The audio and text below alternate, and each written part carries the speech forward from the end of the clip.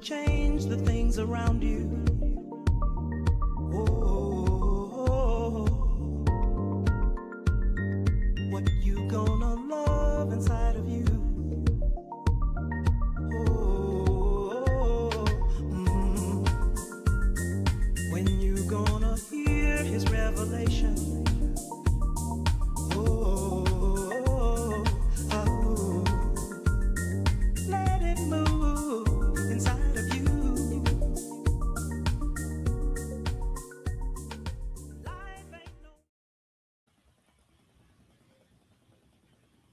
Welcome, beautiful souls, to Infinite Perspectives, where voices become vision and vision becomes transformation.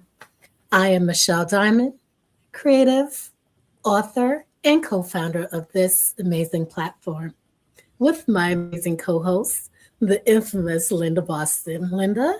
Thank you, Michelle. Thank you. I'm Linda Boston, founder of Peer Incorporated, which is portable educational and entertainment repertoire.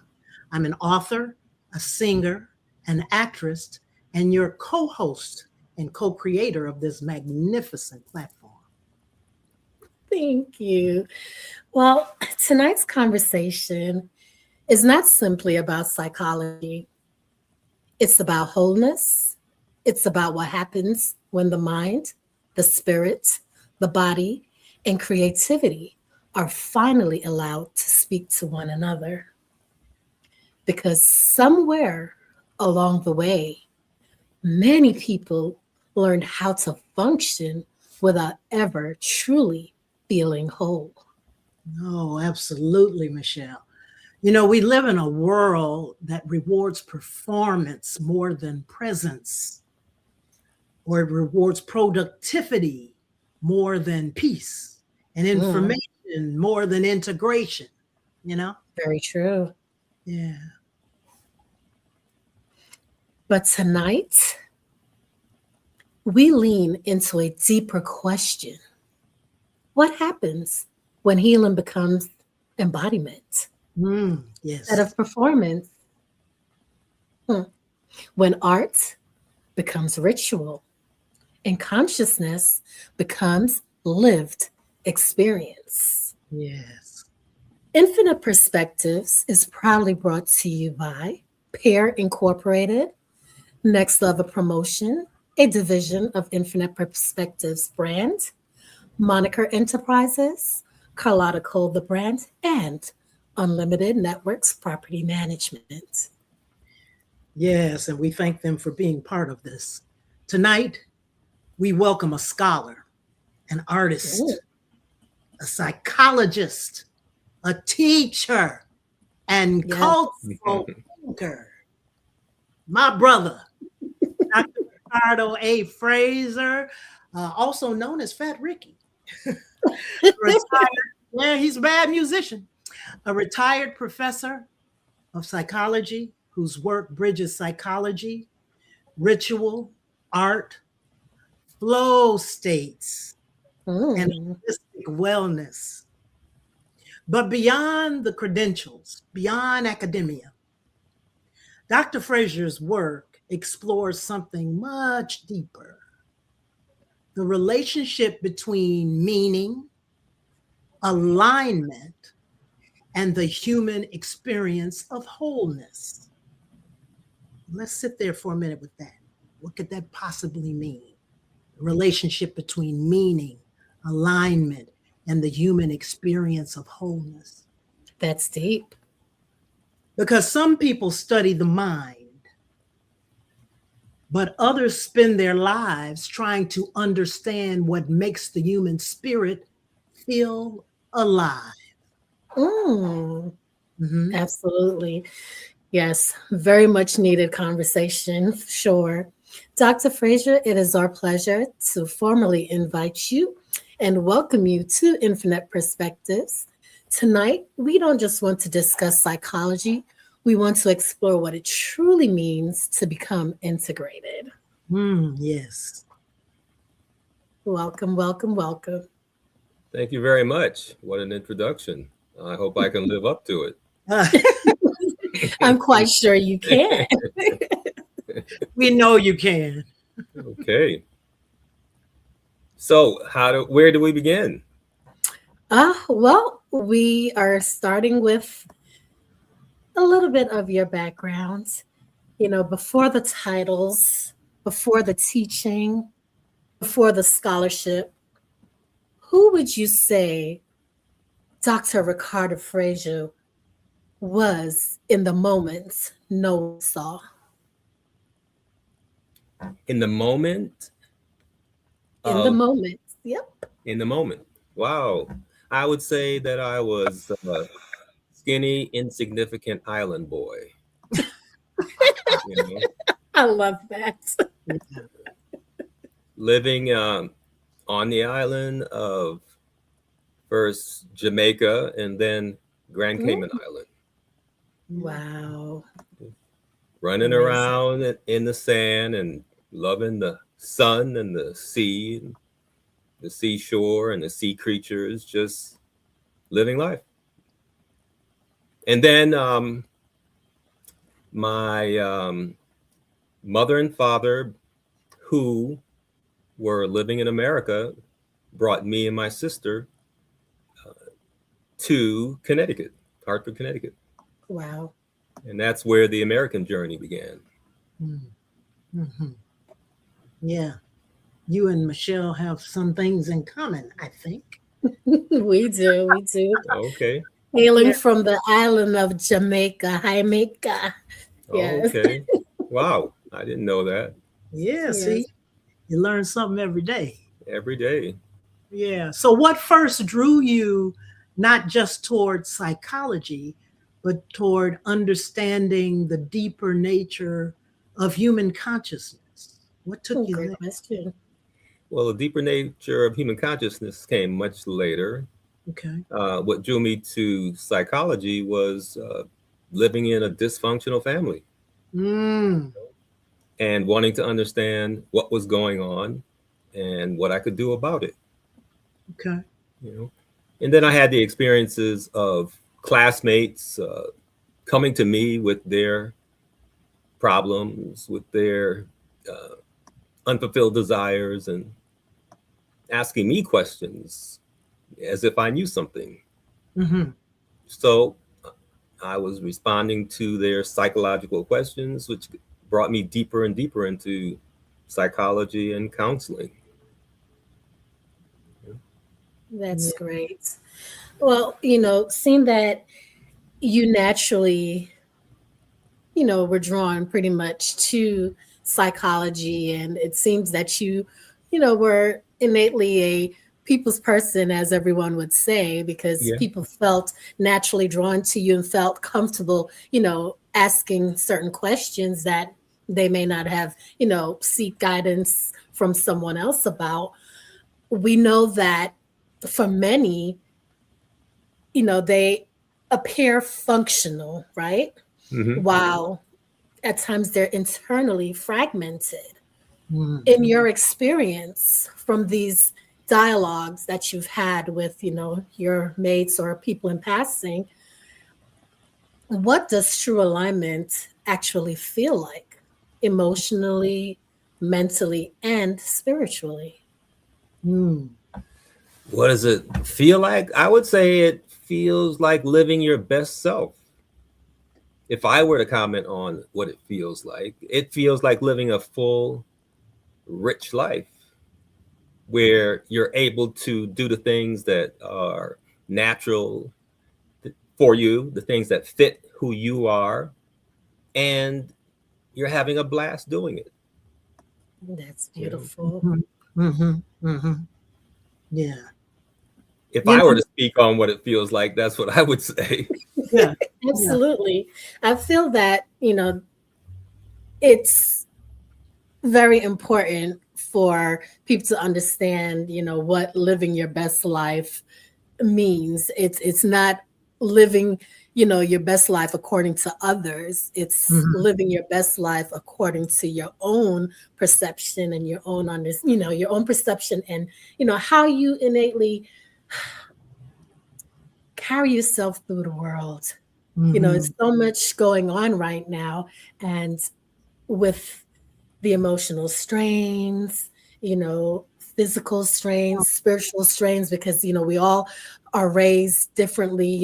In the islands, we had 10 million different religions and, Hmm. worldwide as well. But, in islands, because we're close knit, you have your family that may live in a large home together, and your uncle is Seventh Day, your aunt is a Hmm. Baptist, your grandmother's a Jehovah's Witness, and back home we had what they call what is it? Not the John Kunna, but the ones that used to wear the turbans on the head. I can never get it right, but it's so much. So when we talk about being fully authentic and understanding what it means to live your best life, sometimes what we are pre-programmed with kind of, I would say, in my perspective, distorts or understanding of Mhm. self, because everyone else poured their own beliefs into us. It's form of programming. So how do you feel about that? Yeah. I think that's valid, and I would say living your best life has involves following your bliss, and it comes from an internal place that you're more intrinsically Mm, motivated, and you have your own internal standards that reflect, uh, your lived experiences, but yes. they're your own. And I've always followed my own path, Mhm. right? And rather than doing the things that others felt were the things that I should be striving for. Because along the way, I've got a lot of direction about what I could be doing, what I should be doing, what I should be striving for. But it was always more important to me to follow my internal guidance, and Mhm. so I made choices that I would say were not standard, that oftentimes were off the beaten path, but in every case, I felt like it was right for me, and it brought me where I needed to be. Right. Yeah. I like You that. know, that's interesting you say that because I have a couple of your books, right? Yes. I've got Quantum Spirituality, which is a the African cosmological perspective, and I got tabs all in it because I study it on a regular. Oh, that's But fantastic. I think you're the only one oh no, who I studies bet that you. book. I bet you that book it was not too heavy. I've read the Medjugorje, so Okay. this was quite easy to digest compared Fabulous. to that one, right? Yeah. But and then I have your one of your latest books called Breaking the Block, Okay. and what you said. There's a little sticky note inside, a picture of a sticky note that says, "Becoming God." That's not the issue. We Ooh, we are born of God. Becoming human, that's the quest. So that I think that poem was called Quest. What and it made you think of what our quest is. Correct me if I'm wrong, but that book is helping me pull out of me the creativity that has been dormant in me for so long. And I think that happens to society on a grand way. So do you believe modern society has normalized disconnection and mistaken it for success? Because people sometimes they think they're successful, but they have much more inside of them.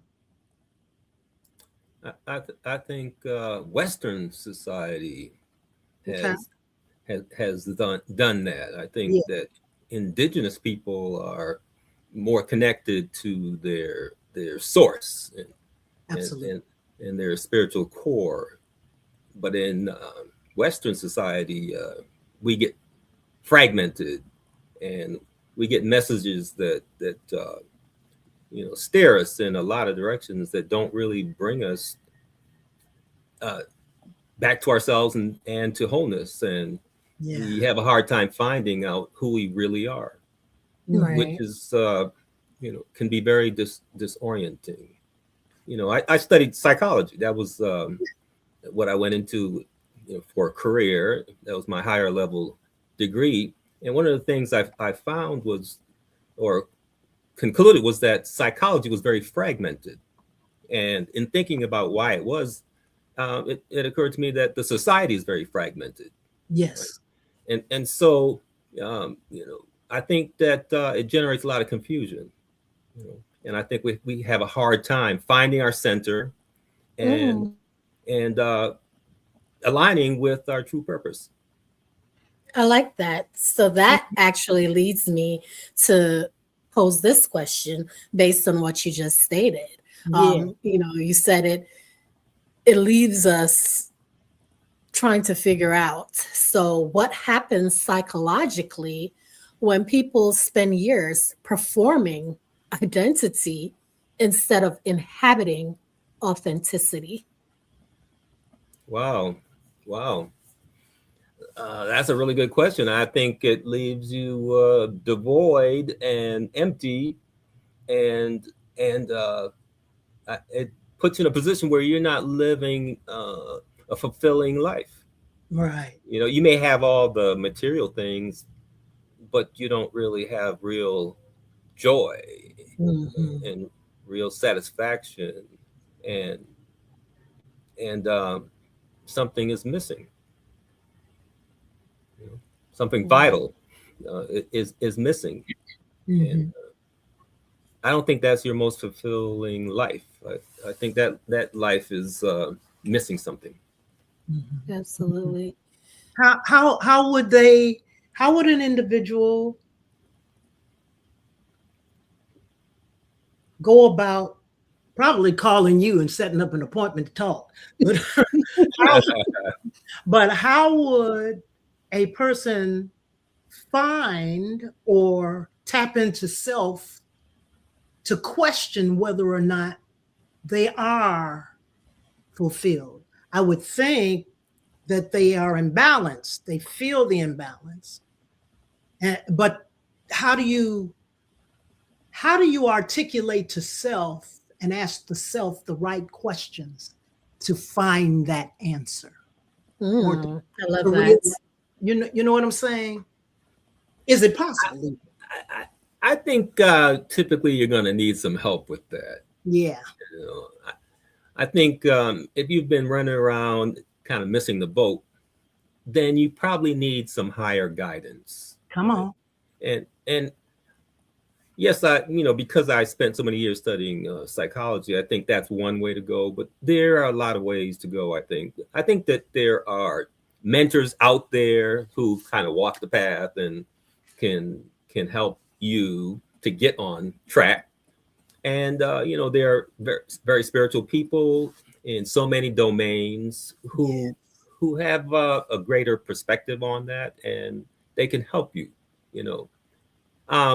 There's the traditional ways of getting more connected with yourself, but there are the more non-traditional ways, which I think are probably more common, right? So there's so many psychics and spiritualists and people who can tap in and help you tap in. And I think there are illegitimate ones, but there are legitimate ones. So I think the challenge in anything we do. Yes. Very, very much so. There are lawyers who are really about you. There are lawyers who are about themselves. And, and I use that example there. So it's true across the board, right? Absolutely. So I think my approach would be to find someone who has that perspective that could help you to get on track. Yeah. I guess that's because modern society has normalized disconnection, and we've mistaken it for success. Would you agree? I think so.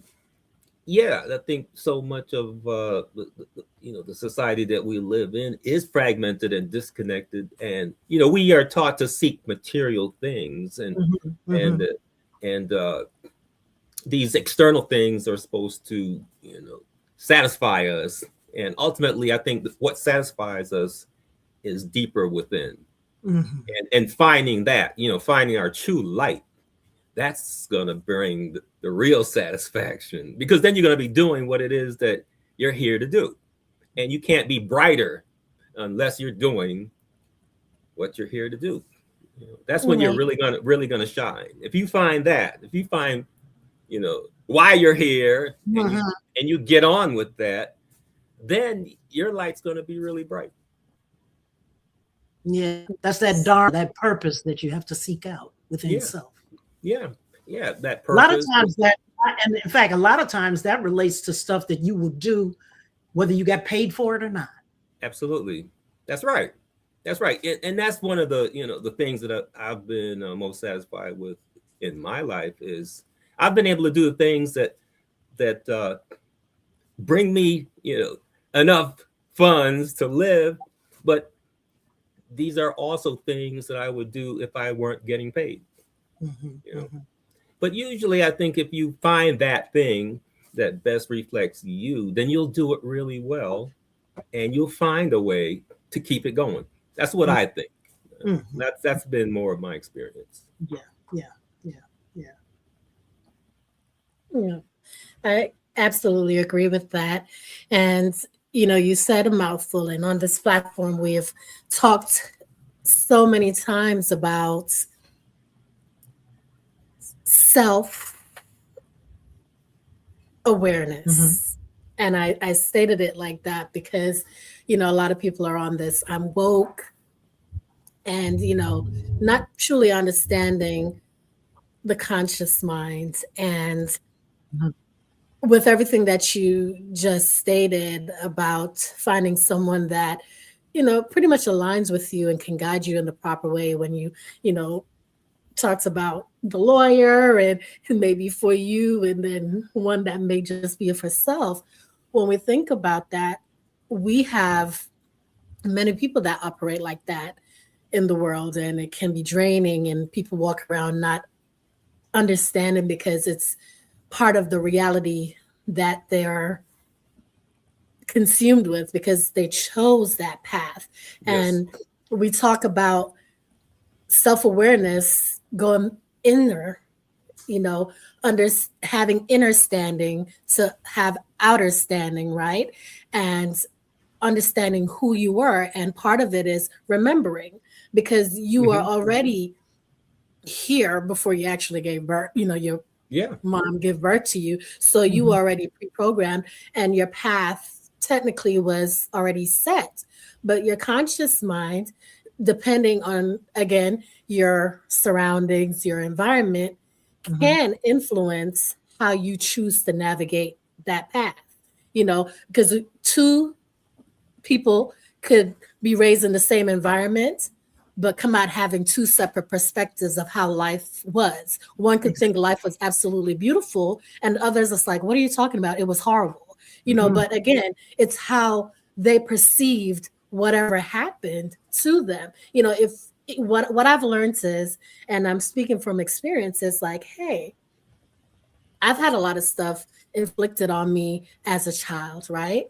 And for years, I sat in that misery, woe is me, and carried the boulder when it truly wasn't even mine to carry.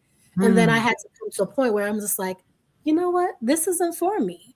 And then when I shifted that, my perspective was different. And then my reality started shifting. Things started to align where it was supposed to, and the negative faded away. Like even the company you keep, because what happens, how your grandparents, and you're from the island, birds of a feather flock together, your grandparents always say, show me a company and tell you who you are.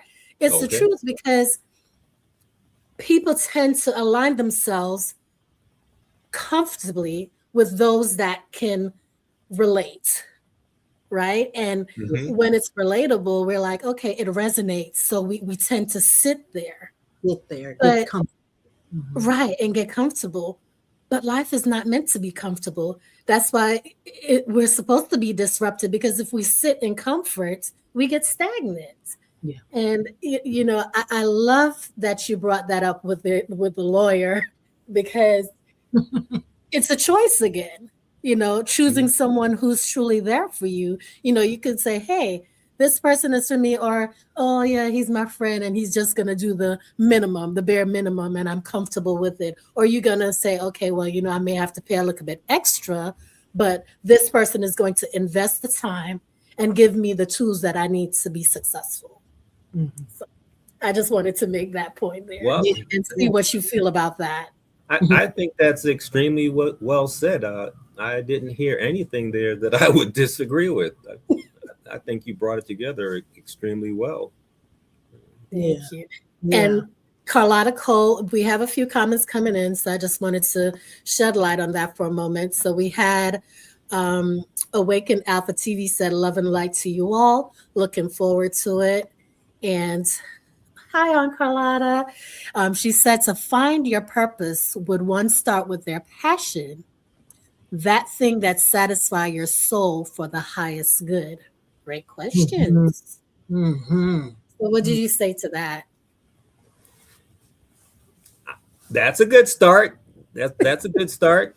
Mhm. I think there's no set way to find your purpose. I think you're going to have to explore a great deal and move in a lot of different directions, and then find what resonates with you.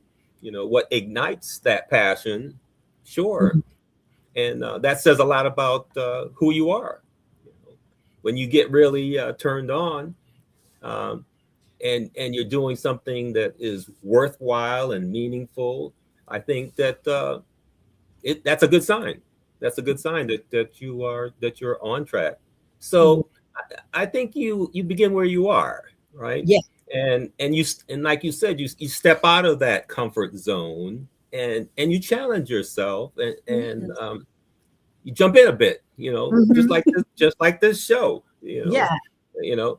Um, Linda asked me if I wanted to make it a little safer for myself. I was like, no, no, no, no, no, no, no, no. You know what I asked? I don't think I asked you, but You didn't say it Along that, those that lines. way. You didn't say it that way, but you asked me if since we were good friends, we could drop a hard question out, right? yeah, yeah. And I Because was like, well, I got one hanging in the balance for you. okay, I'm sure you do. I'm sure you do.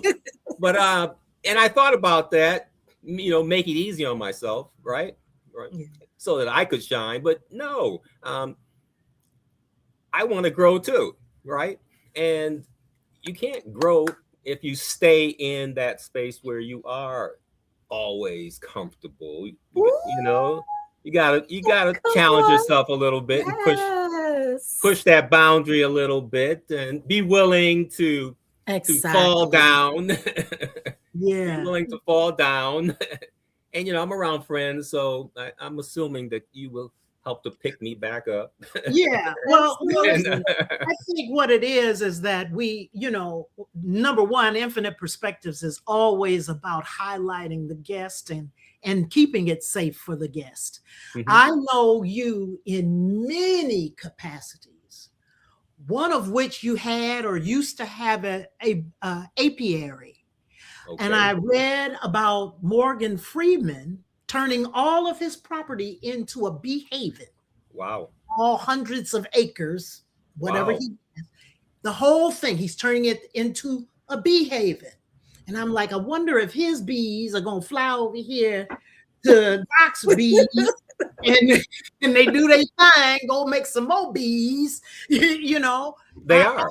I think about how those aspects of you as a garden sage, as an author, as a musician, as a visual artist, all of these things that you, a father, you have tapped into, I think, probably everything you ever thought about thinking about you would want to do.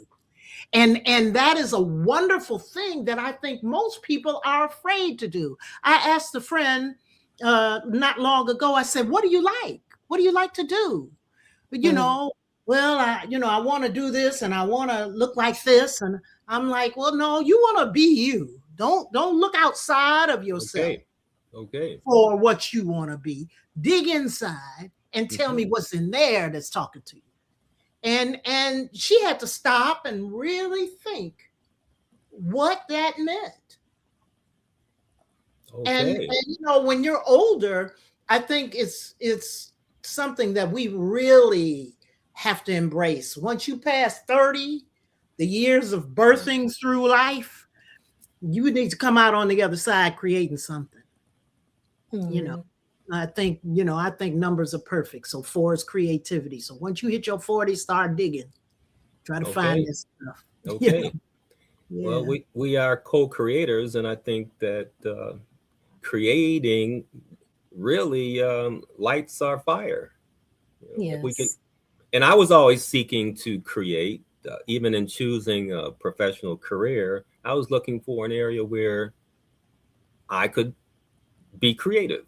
You know, Mm-hmm. I was looking for an area where I could also support myself. You know, but whatever it was going to be, it needed to be creative. So I looked at things like I could be a chemist, but I would be uh, just doing what was already established. It would be difficult for me to be creative there in that realm, dealing with the numbers. you know psychology worked for me because psychology is open. we Yeah. don't we don't know it all. Mm-hmm. I would say we know very little. Right. Mm-hmm. so Right. So there's we're still so growing. Yeah, so there's a lot of room for creativity, and I think I was blessed to come across a lot of great mentors on my way, right? Yes, And yes. who gave me excellent guidance, and one piece of information that really served me was a mentor who told me to find myself, find out who I am, right? Great And advice. yes, and I'm still looking, you know, and along the way, I have found different parts of myself, Mm-hmm. and taken the time and had the opportunity to develop those parts of myself, Mm-hmm. and and and it's been great. It's been great. Yes. It's been great because I bring creativity to it because I love being creative, Yes. and I've been able to develop in different arenas. Mm-hmm. You know?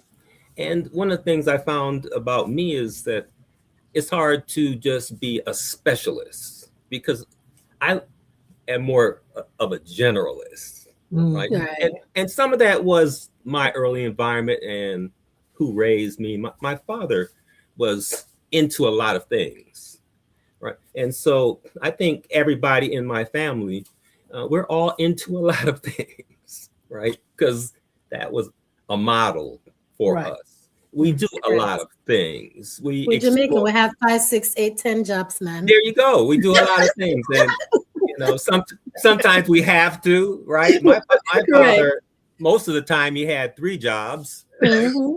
sometimes Exactly. 4. Exactly. But But the saying is what your grandma always say, you can't keep all your eggs in one basket. okay, Yeah. we have a lot of wise sayings, Yeah.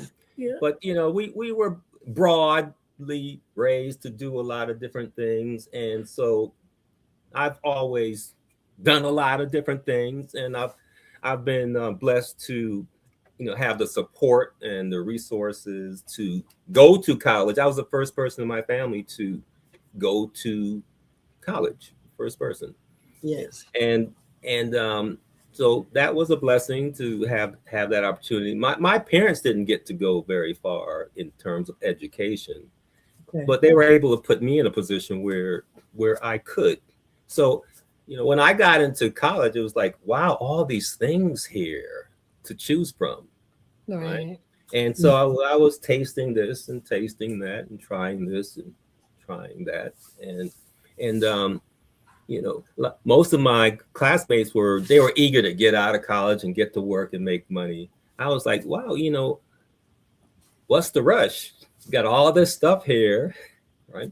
I didn't want to stay forever, but I wanted to take full advantage of the opportunity to go to college and to Right. experiment and explore and try a lot of different things. Yeah. So with that, with you being in college and seeing how big of the world looks from your, because that's when you get your independent, you feel like you're independent when you, start the last year of high school and stepping into college, and it's like, ooh, it's a bigger world now. So Yeah. your world widened. What truth took you the longest to accept about yourself through your own journey of study, healing, and becoming? Okay, that's good. That's a hard question. What truth about myself took me the longest to accept? Wow. Well, I do have limitations, and there are arenas where I was not going to excel, and that wasn't fun, right? But I pushed as hard as I could in those arenas, and had to accept the fact that there were limitations on me, and I had to accept those limitations. But it didn't dull in my life, my opportunities, my flame. I had enough going on, and, and so I gravitated to those arenas where I could excel. But there were definitely arenas where I could not excel. I just didn't have the background and the experiences that prepared me for everything. And the world is vast. We can't do everything. Yes, you're so right about that. Yeah, but we're fortunate that we could do a bunch of things, and I guess I'm fortunate in that regard. I could do a bunch of things. See, that makes me want to go back and ask you this. Okay. Because you got a lot of people who say, okay, I'm successful, I'm doing my thing, I got it going on like that. Okay. Yet internally, they're disconnected from themselves. Okay. So can someone have that dynamic of being externally successful, yet internally disconnected from themselves? And if so, how do they begin recognizing that truth? Because I'm wondering if the truth screams out at them. Good question. Wow. That's a very good question. They might have a hard time recognizing that truth, because it sounds like they would be successful in the terms of the society they're in, and they're getting rewarded for that. I do think that there will be a part of them that doesn't feel like everything is going great. There will be those rumblings inside, because they'll feel like, why, I have it all, but something's missing. Right? Right? If they're just following the dictates of the society, then something will be missing, and that rumbling will be there. Now, whether or not they'll wake up to trying to change it, that's a whole different question. They may not. Can it possibly show itself in an imbalanced marriage or disrespectful children or things like that? Yeah, that's a great question. And just before you said that, I was starting to think that very thing, that it will come out in some way. It'll show up in some form. It could even be maladies, illness, yes, or the kinds of things that you mentioned. But I do think it will manifest absolutely in different ways. I agree. I do think that people could still deny it, even when it's right there in front of their eyes. When it's screaming, they can still deny it. But that's our choice. But we have free will. Right? Exactly. I feel it's more of suppression, and eventually the mind can no longer thrive where the spirit feels abandoned. Yeah. And what we have to remember is that wholeness begins the moment performance ends. So it's something that they have to go back and do a self-check on. And but that might be another lifetime where very true. Very true. Very true. Very true. You know, You won't remember none of it.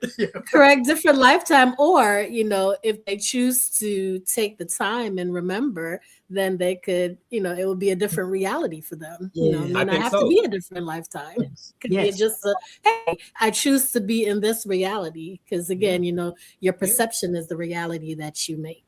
Yes. And you can always wake up as long as you're alive. You can wake up and start to make the change. Mm, You know, there you go. you always have that opportunity if you are alive, Yes, and you can begin to turn it around. You may not completely turn it around in this lifetime, but you can start that process. You know.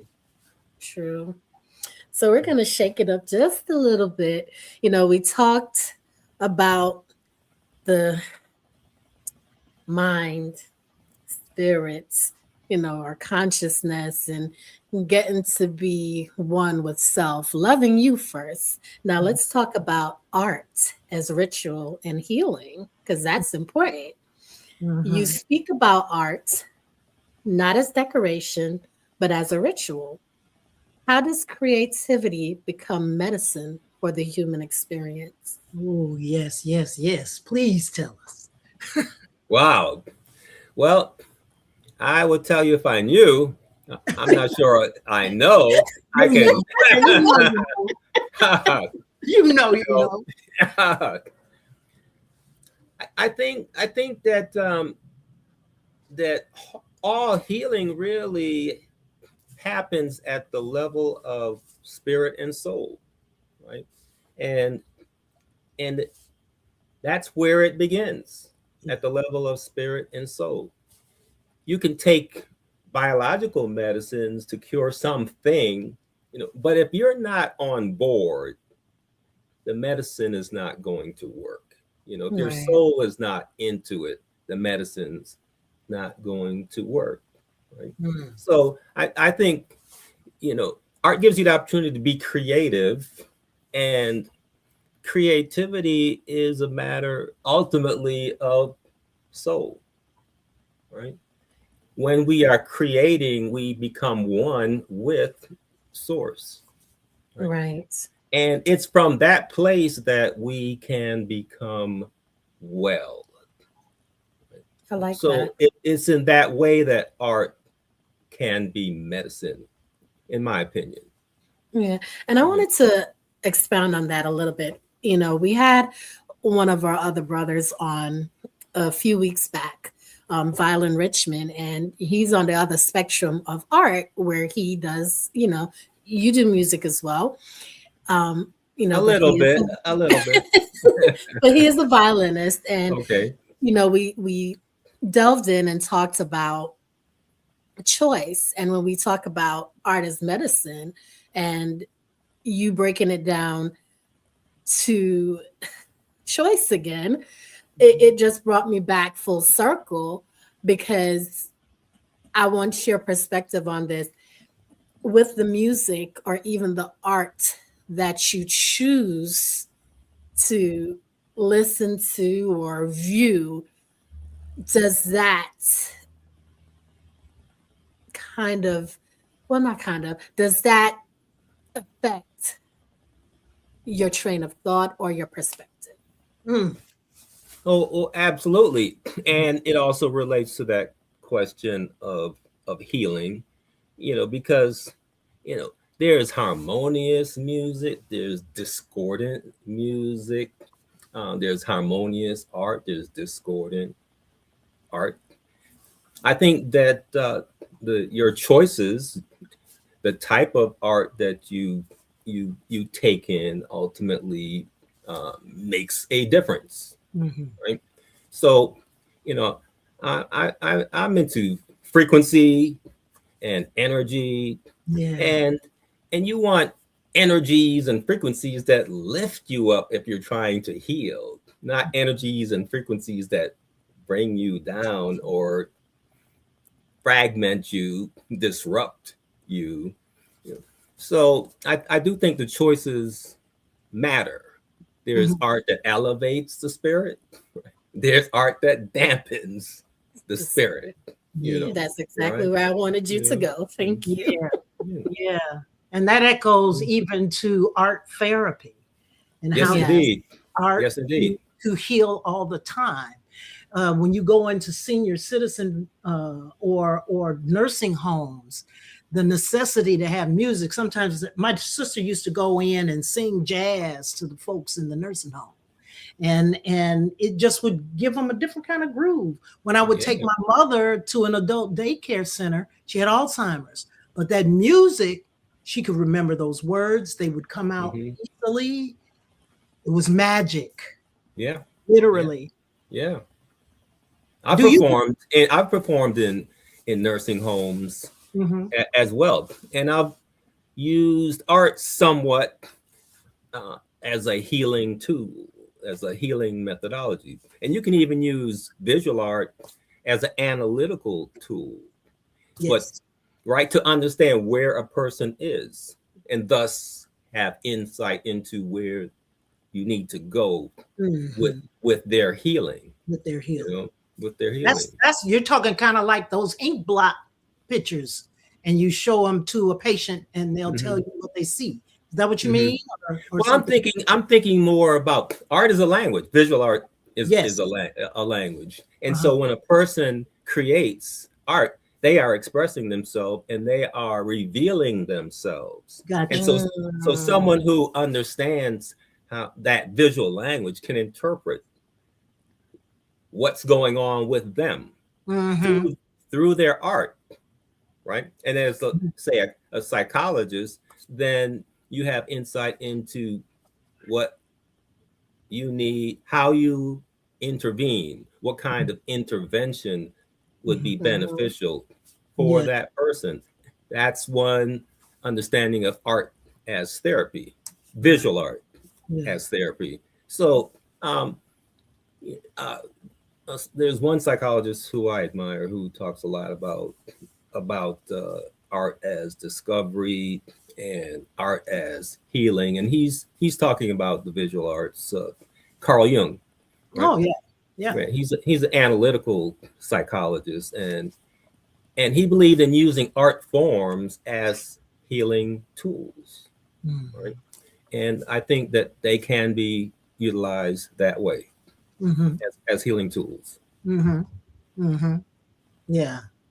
So, do you believe modern society underestimates the psychological necessity of beauty and rhythm and imagination and ceremony and things like that? They underestimate it, don't they? Yeah, I think art is devalued, Yeah. uh, and I think that to some extent there's an attempt to control it.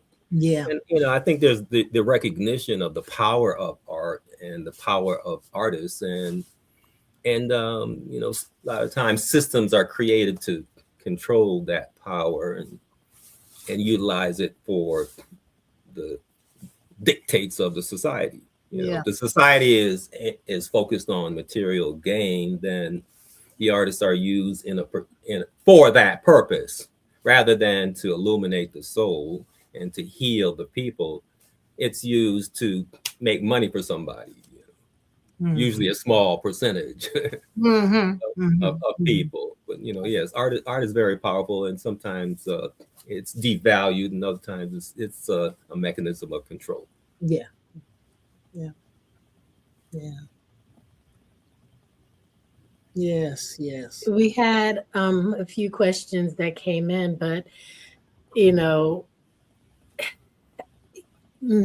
Indigo said if the art you create is distorted or dark, would that be considered a form of healing? And we did answer that. So Indigo said, wow, question answered, laugh out loud. And we're glad that we Oh, were able okay. to answer that for you.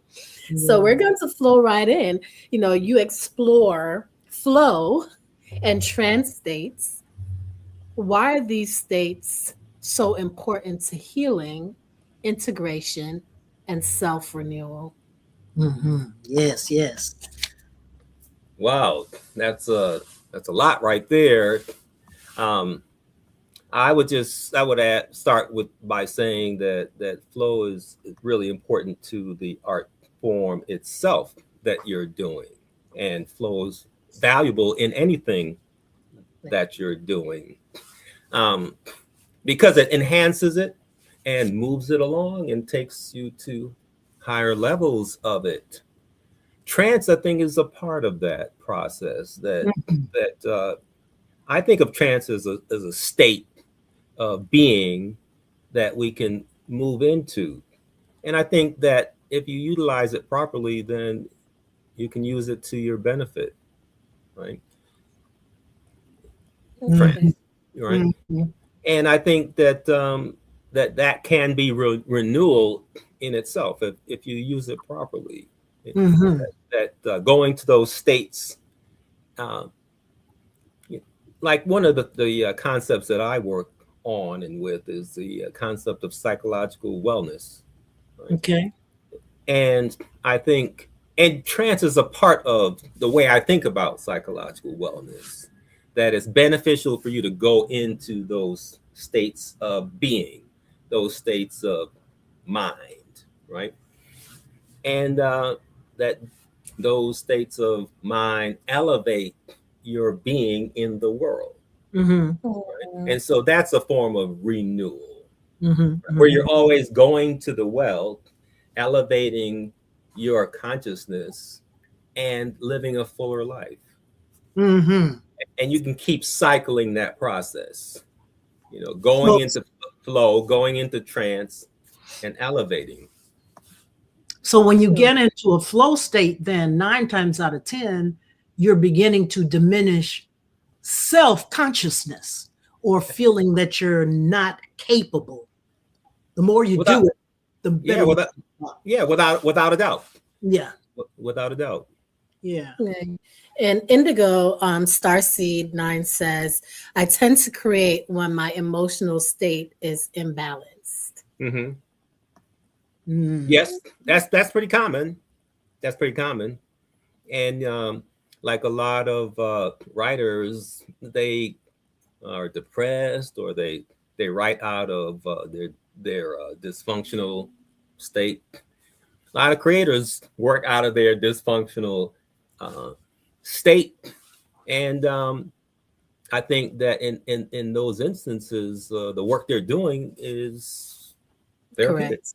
Thank you. It helps them to work their way out of it. Out of that imbalance, correct. Out of the imbalance, yeah. Right. It's the renewal process. It's self-expression and, journaling, same thing, you're becoming one with whatever is going on. And it's self-reflection because you're, creating. And once you're creating, you can look at that creation and say, wow, this is how I was feeling or what I was going through. So yeah, I can definitely see that. And so you get a better understanding of it. Absolutely. Yeah. Yes. And then you can step out of it. I think in your book, Breaking the Block, you said something about when you're at let's say you write on a regular basis and you come to a block, writer's block, that the block is not a curse, it's a signal. Yeah. That was very interesting to read that. Yeah, it's telling you something. Historically, artists look at a block in a very negative way. You can reframe that, right? You can look at the block as information about what's going wrong, right? And try to get the message about what is going wrong, And then when you get the message, then you might be in a better position to fix what's going wrong. Yeah. So in that regard, it's a signal. Yeah. And that it's an internal message that's coming through, and it's correct. Stopping you. But if you can hear what's under that, then you get a better understanding of what's going on.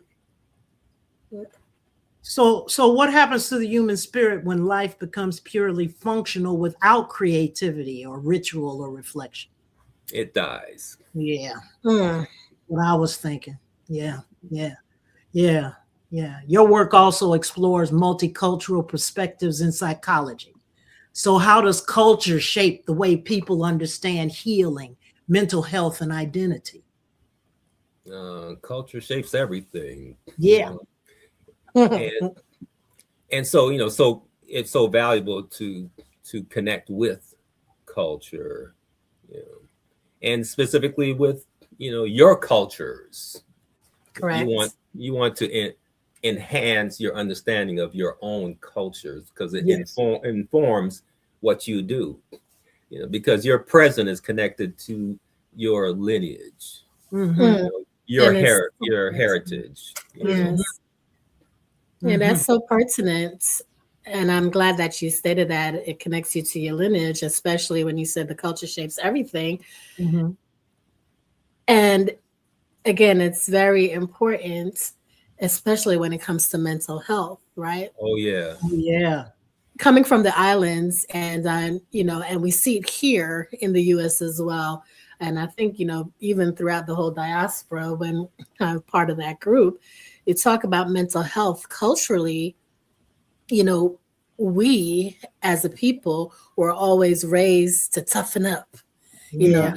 You have tough skin, and if you chose to go and see a psychologist, or a psychiatrist, oh, what wrong with that person? Yeah. It was like it was Sure. taboo. Don't even mention that. Yeah. Mm-hmm. And I think that was part of the issue again, where, and we have to recognize that and take some accountability as a culture, as a community, Hmm. and say, there were some misguided moments there, Hmm. because a lot of people ended up having to self-sabotage based on what was instilled in them. Yeah.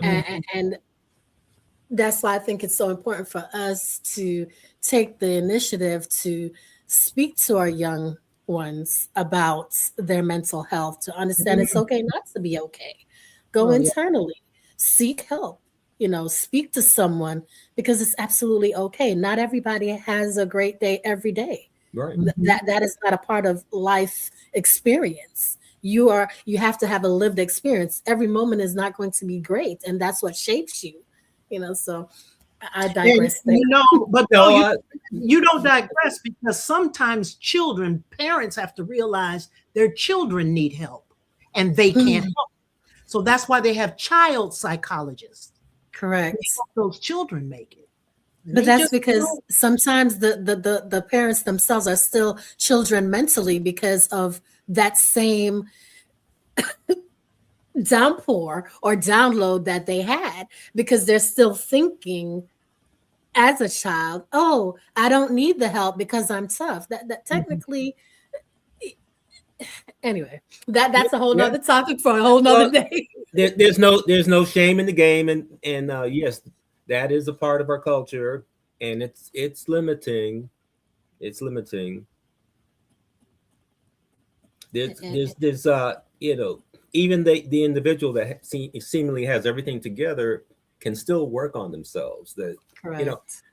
a couple days ago, I was at an art exhibit, and someone introduced me as a psychologist, and there was this woman there. She was in her early 80s, and she said, "Oh, you do psychotherapy?" And she said, "I'm looking for a therapist because I'm working on some stuff." And I was told that I was too old to, uh, uh, to receive psychotherapy Wow. in the places where I went for it. They pushed me away. They said, "You're too old for that," Good God. and and so I was like, "Sure, take my card." It's like So it, needed. yeah. I mean, it's never too late to work on yourself, and You know, we can all improve. We can all so get true. better, right? We all have stuff. Validity. We all have stuff, Validity. you know, and Absolutely. it's a mistake to deny that, the realities of life. We could all use a little bit of help. Yeah. Yeah.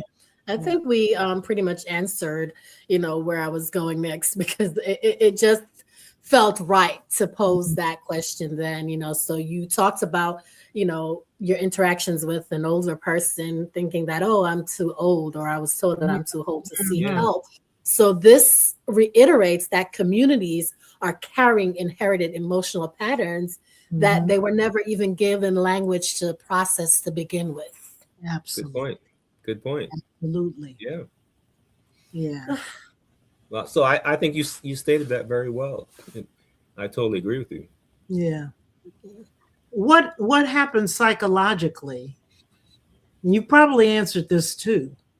What happens psychologically when societies disconnect from meaning and ritual and collective remembrance?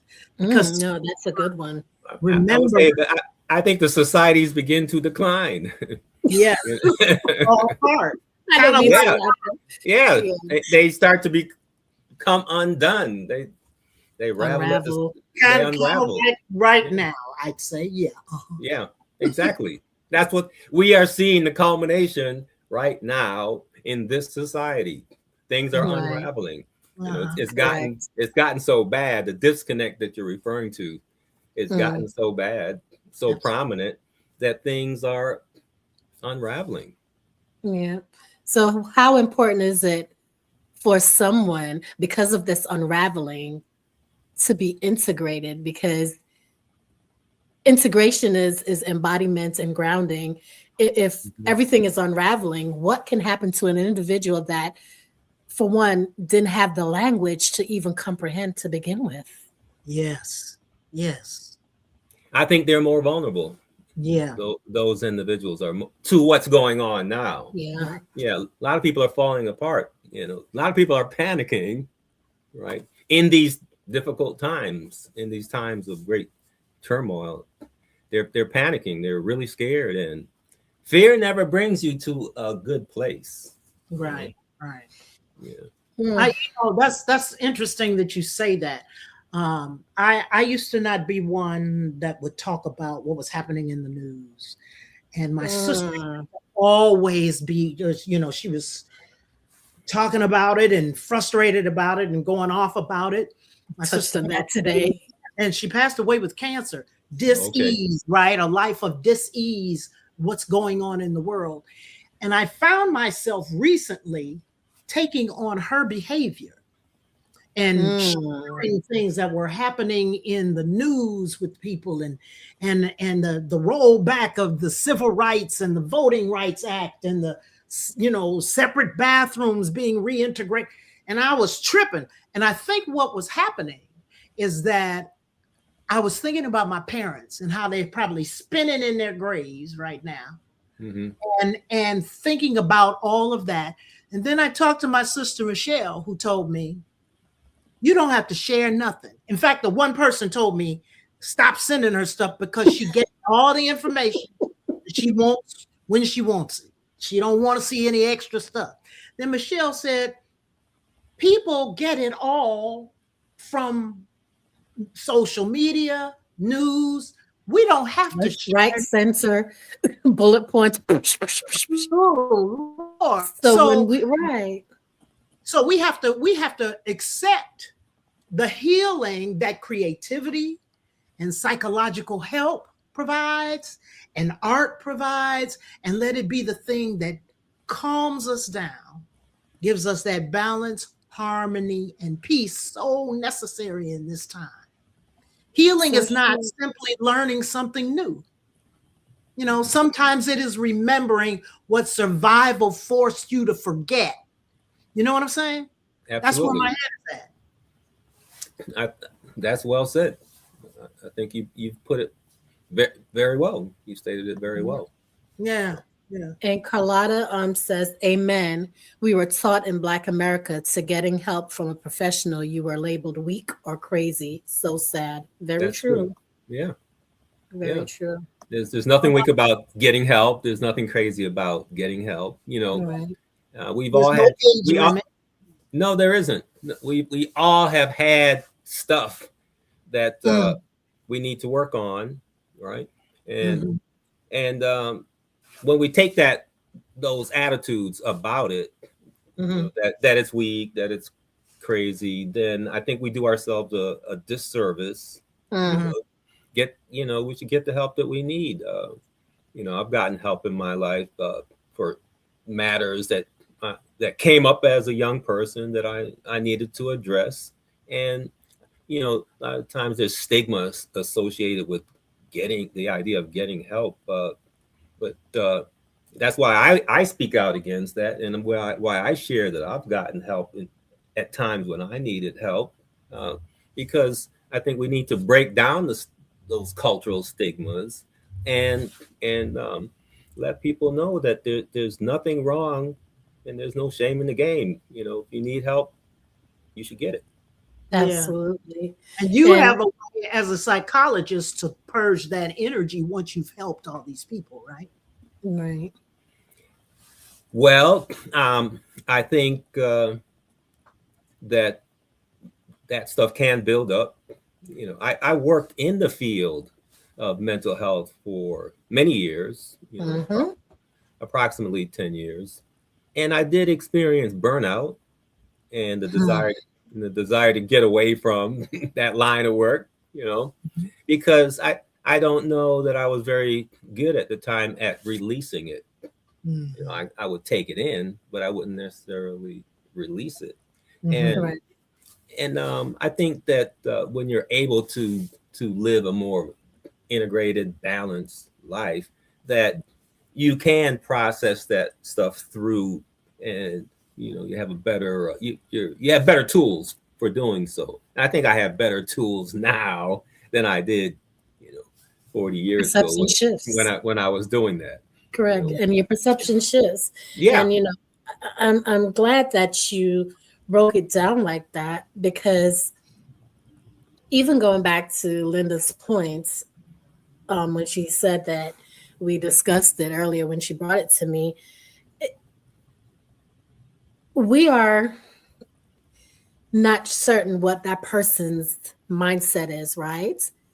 And with everything that's occurring in the world right now, they're hearing it on social media, they're seeing it in the news, and sometimes the news may overhype certain situations because we know it's the media. Certain things are overhyped.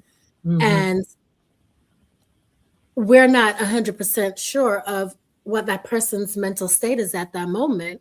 And they're seeing all of this. And then, here comes all these text messages from Tom, Sue, Harry, Jane. Oh, did you see this? Did you see that? That's download. And then it's just like, oh my God, please stop. So I've just learned through that process that sometimes we don't have to reshare the negatives that's going around because it's already out there. Yeah. Just not share it because we're not certain what that person's state of mind is. Just send a text. Hope you're having a great day. I think that comes off better than sharing what's going on in the world right now, because we're all aware. And, we don't want to talk about that all the time. Yeah. Yeah. It's a damper on your spirit. Yes, absolutely. Yeah, that was an aha moment for me this week. Okay. Yeah, there's too much of that, and that's intentional too. I believe that, the zone is being flooded, and, we don't want to be. That's the overhyping certain situations. I'm so glad you said that, because anyway, that's the whole other topic for a whole other day. That's true. Yeah. Well, we are so grateful for this conversation. This dialogue was absolutely necessary. And for someone listening tonight who feels exhausted, and there goes that word again, Linda, see how things come full circle. It's like we're teaching ourselves while we're doing this. And it's always a teaching moment. So if you're feeling exhausted, disconnected, or emotionally fragmented, what are the first signs that they're ready for wholeness?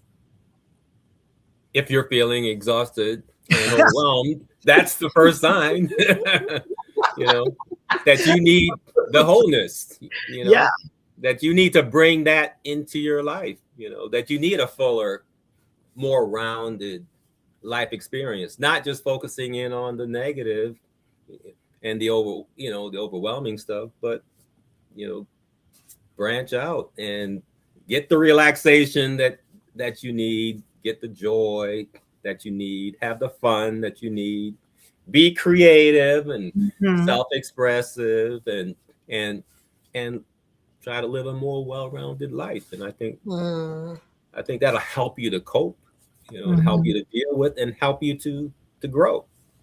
right. So those things are kind of like daily practices and rituals and that you can do, or an active presence that'll help you sustain yourself psychologically and spiritually over Yeah. time. And during these times with so many overwhelming challenges, I think it's normal to feel overwhelmed in these times, because Mm. these are overwhelming Times. times as the Times. society is fragmenting more and more, as And things more. are, breaking down more and more.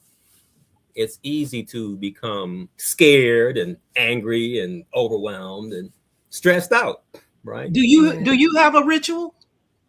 Oh, I have lots of rituals, but the main one I would say is meditation. Yeah, Yes. that's Mm, I feel you. I hear you. And then I try to bring that meditation into my daily life, Yeah. you know. And one mhm. of the ways to do that is to keep remembering the breath, right? Yes. Right. Respect the breath. Respect the breath. Go back to the breath, right? The breath of Mm, life, and I think that helps you to be more mindful. I did something today that I hadn't done in a long time. I put my phone down. I Mhm. went outside on the porch. I didn't have anything, no coffee, nothing. And I sat there and just listened and watched the sky and the trees. I saw how many different shades of green are in the trees. I heard 5 different calls from birds. There you go. There you And go. that was one of the most fulfilling moments. That's what I had to do after I talked to Michelle. Okay. Go out there and sit and not, you can't have that device with you. You can't have anything Okay. you can't do anything like that. You have to leave it in the house or leave it in another room and just sit outside. Sometimes I go out there and put my feet in the grass, but the dog's been pooping there. So, but that Did you porch, hug the tree? Did you hug the I should have tree? hugged the tree, girl. You should have hugged the tree. I You should should have have. hugged it. Yeah. Well, that reminds me of another common ritual for me is just I go outside. I am a gardener, right? Yes. And so I go out into the garden 2, 3 times a day, right? At least 2 or 3 times a day, every day. And it enlivens my spirit just being in nature, right? Yes. I walk out into the garden and I just love my garden, and I Mm. feel that love Yeah. every time. Yeah. Yes. And Yeah. it, You it know, It's a no, go beautiful. ahead. I've seen it too. It's gorgeous. Yeah. No, go ahead.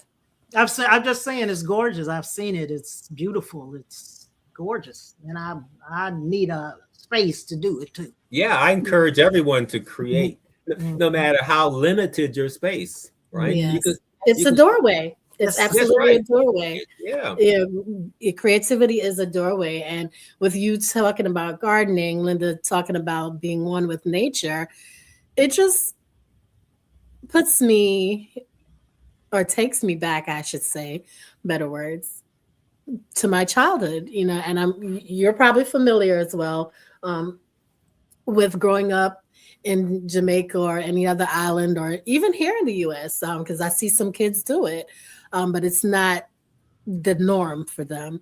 Mhm. It's done in Africa, where back home in Jamaica, I remember, even though your parents would used to yell at you, put on your slippers or put on your shoes, we used to run around barefooted. Oh, yeah. And that was one of the most satisfying feeling Yeah. ever. And it just puts me back in the mind when we always, now as adults, we're always like grounding ourselves. But we didn't even realize that it was already in us to do so because Yeah. we did it Yeah. involuntarily as a child. We were grounding ourselves. We were becoming one with nature when we Mhm. were out playing in the grass or in the dirt with our bare feet. And I remember it was pure joy. Pure joy. Yeah. I think that's why I enjoy it so much now, is because I did so much of it as a child, right? Mhm. And just doing it as an adult brings me back. Yeah. you know, all the way back to, Remembering. yeah, and Yes. those childlike experiences where the world was filled with awe and joy, you Yes. know, and everything was just, you know, fascinating. You know, Yeah. I still connect with that. Absolutely. Mhm. Wow. Whew. Yes. So, there's absolutely something powerful in tonight's conversation. Yeah. Yeah. Not because it gave us more information, but because it invited us to remember ourselves more deeply. Hmm. Yeah. Yep. Wholeness is not the absence of pain, it is the integration of meaning when the mind, the body, and spirit and consciousness are finally allowed to exist in harmony.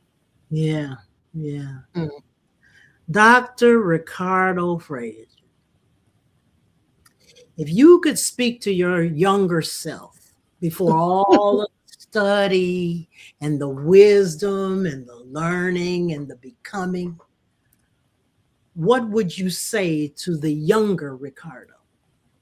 Ooh. If I could speak to my early self as my childlike self, what would I say? Yes. You know, find yourself. I would share that message that someone shared with me. You know, find yourself. Like, go within Mhm. and find out who you are, Yeah. right? And become that. Yes.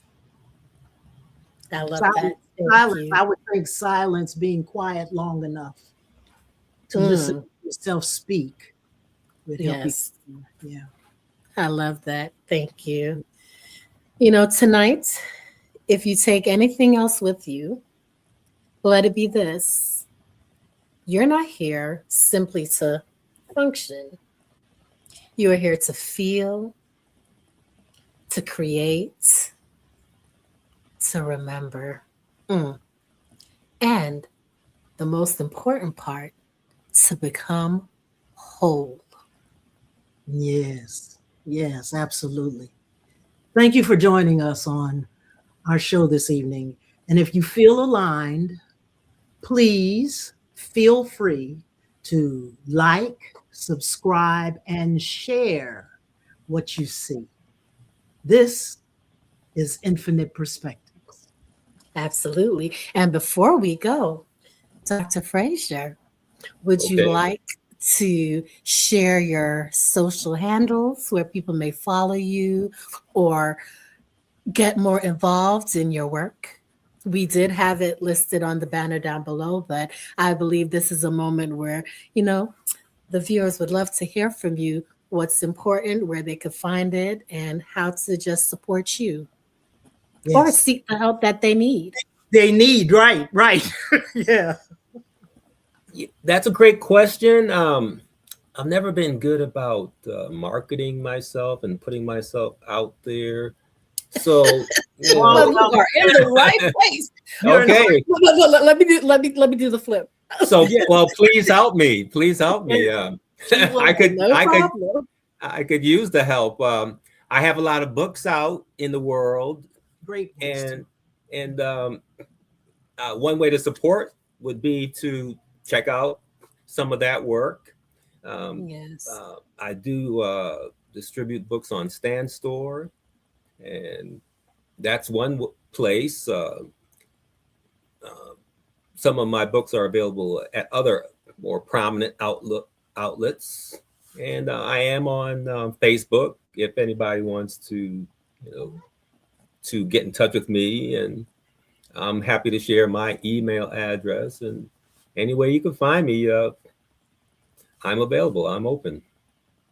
Well, since he gave me the dimension of helping, I'm going to throw out there, stay tuned for our book signing for Linda Boston, Michelle Okay. Diamond, and Dr. Ricardo Frazer. And Absolutely. we're going to put together a wellness event so that you all can come in and feel whole again. So stay tuned, stay tapped in, make sure you like, subscribe, and follow. Yes, yeah, absolutely. I'll stay tuned. Yes. Absolutely. So again, this Yes. is Infinite Perspectives with the amazing Linda Boston and Michelle Diamond and the wonderful Dr. Ricardo Frazer, where we delved in and learned so much about wholeness, remembering, becoming integrated, and arts as ritual. And remember that art and creativity is absolutely a doorway. Don't forget it. Be inspired, be empowered, and remember the infinite possibilities. Until next time, peace, love, and light. Thank you so much. Thank you very much. Gratitude. It's a pleasure.